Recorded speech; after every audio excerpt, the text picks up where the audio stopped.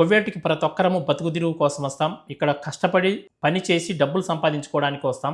ఇక్కడకు వచ్చే ముందు ప్రతి ఒక్కరం కూడా ఎవరైతే మనకు వీసా తీస్తున్నారో, ఏ ఏజెంట్ అయితే మనల్ని ఇక్కడ పంపిస్తున్నారో అతని గురించి ప్రతి ఒక్కటి తెలుసుకున్న తర్వాతే మనం ఇక్కడికి రావాలి.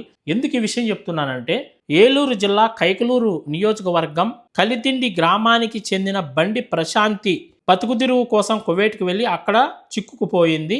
పాస్పోర్ట్ ఇవ్వకుండా ఇబ్బందులకు గురి చేయడంతో ప్రస్తుతం ఎంబసీలో ఆశ్రయం పొందుతుంది. ఇక్కడ పడరాని కష్టాలు పడి ఆ కువైట్ వాళ్ళు పాస్పోర్ట్ ఇవ్వకుండా ఎన్నో ఇబ్బందులకు గురి అయ్యి లాస్ట్కి ఆమె ఎంబసీకి వెళ్ళిపోయి అక్కడ ఆశ్రయం పొంది ఎంబసీలో ఉంది. ఇప్పుడు ఆమెను ఎవరు కాపాడతారో ఒకసారి మీరే ఆలోచించండి. ఆ ఏజెంట్ ఏమన్నా వచ్చి ఆమెను కాపాడి ఇంటికి పంపిస్తాడా?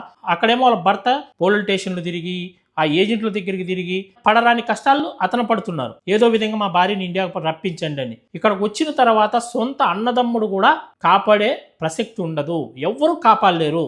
ఇక్కడ కాపాడాల్సిందల్లా మన ఇండియన్ ఎంబసీ అన్నా కాపాడాలి, లేదా పైన దేవుడు కాపాడాలి తప్ప ఒక్కసారి మనం గల్ఫ్కి వచ్చిన తర్వాత ఇక్కడ మనల్ని ఎవరూ కాపాడలేరు. ఎవరైతే గల్ఫ్కి రావాలనుకుంటున్నారో 1-2 సార్లు ఆలోచించుకొని రండి. ఈ వీడియోనైతే లైక్ చేయండి, ఈ వీడియోని షేర్ చేయండి. ఈ పోస్ట్ ప్రతి ఒక్కరు కూడా షేర్ చేయండి. చాలా మందికి ఈ రీల్ చేరాలి, అందరూ కూడా తెలుసుకోవాలి. ఏమైనా ఎవరో ఒకరు షేర్ చేసి ఇండియాకి రప్పించాలని మనందరం కూడా కోరుకుందాం.